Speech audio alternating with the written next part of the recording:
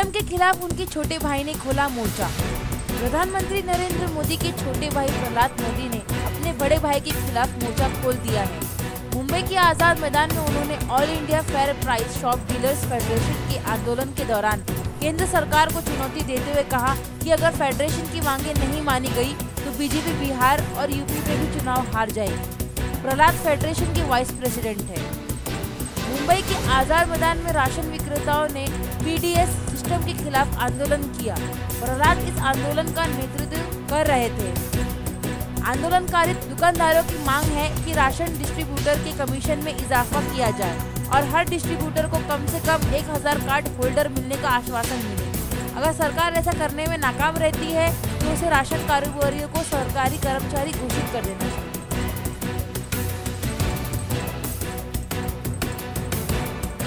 आदर्श मामला, चौहान की याचिका पर अदालत का फैसला आज।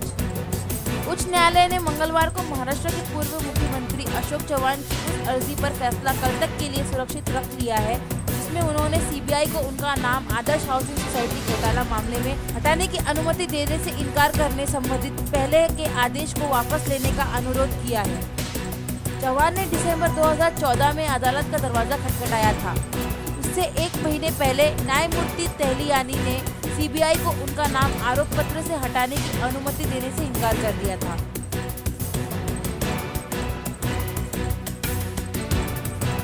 रिकॉर्ड ऊंचाई पर पहुंचा शेयर बाजार। नीतिगत दरों में कटौती के बाद सेंसेक्स पहली बार 30,000 के पार। देश के शेयर बाजारों में बुधवार को शुरुआती कारोबारों में तेजी का रुख देखा गया।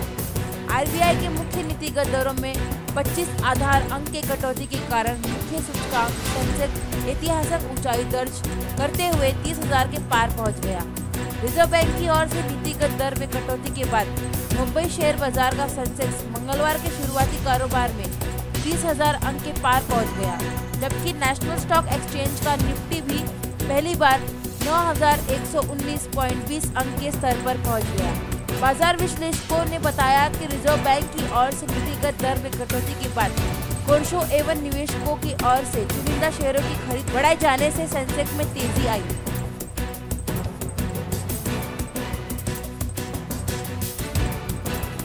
आरबीआई ने रेपो रेट की 7.50%। आपकी ईएमआई होगी सस्ती। भारतीय रिजर्व बैंक ने रेपो रेट में 25 बेसिस पॉइंट्स की कटौती कर इसे 7.50% कर दिया है। रेपो रेट वो दर है जिस पर रिजर्व बैंक दूसरे बैंकों को लोन देती है।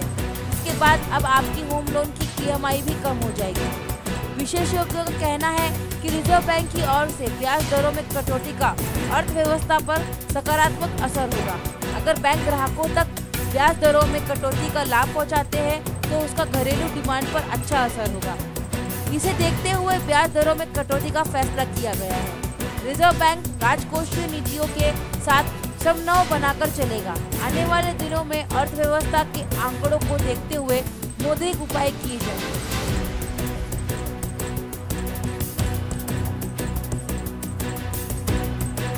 बायोमेट्रिक होगी राशन की दुकानें।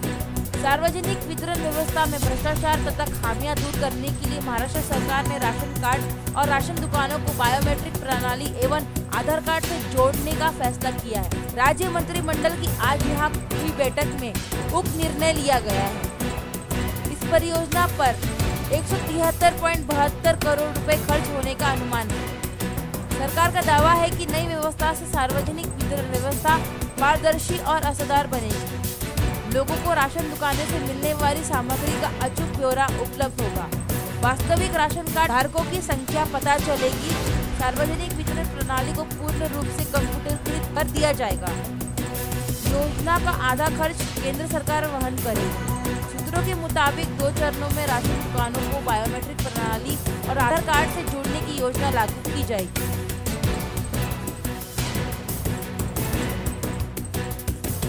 60 करोड़ के देशी विदेशी नकली नोट जब्त।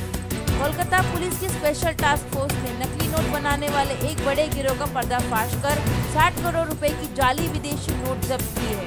पुलिस ने महीनों से चल रही जाली नोट बनाने के कारखाने का भंडाफोड़। बरामद जाली करेंसी में 10 करोड़ के भारतीय नोट एवं 50 करोड़ से ज्यादा के अमेरिका डॉलर तथा अन्य देशों की करेंसी शामिल है। यहीं से नकली नोट बनाने की मशीन व अन्य सामग्री भी जब्त की गई।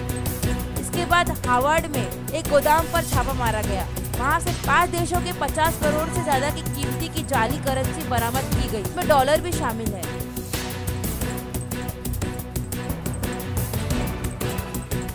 लाली का राज। सड़कों के किनारे और या मंडी में बिकने वाले हर तरबूज लाली क्यों दिखते हैं? क्या आपने इस सवाल के बारे में गौर किया है? सोचा है उसकी मिठास चीनी की तरह क्यों होती है? और आप इस हकीकत को आंखों से देखें। लाल तरबूज को उसकी मिठास का काला सच। आप देख सकते हैं तरबूज में चीनी का घोल का इंजेक्शन लगाया जाता है और रंग मिलाए जाते हैं और उसमें आर्टिफिशियल कलर मिलाया जाता है। ये तरबूज को मिठास बनाने के साथ साथ इसे लाल बना देता है। ये आर्टिफिशियल कलर एरोथ्रिसीन भी होता है। इसे इंजेक्शन के जरिए तरबूज में इंजेक्ट कर दिया जाता है और फिर तरबूज एकदम लाल दिखाई देता है। ये कलर, ये केमिकल इतने खतरनाक है कि इससे कैंसर हो सकता है।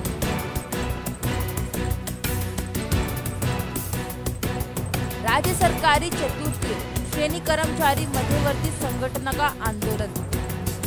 अध्यक्ष भाव साहेब पठान ने कहा कि चतुर्थ श्रेणी कर्मचारियों के साथ जो भी अन्याय हो रहा है, इस विषय पर सरकार को ध्यान देना चाहिए और जहां महिलाओं को नौकरी देना चाहिए वहां उन्हें उनका हक नहीं मिल पा रहा है, तो उनकी ये मांगे पूरी करनी चाहिए। Mumtaz Javeri, India live news, Mumbai.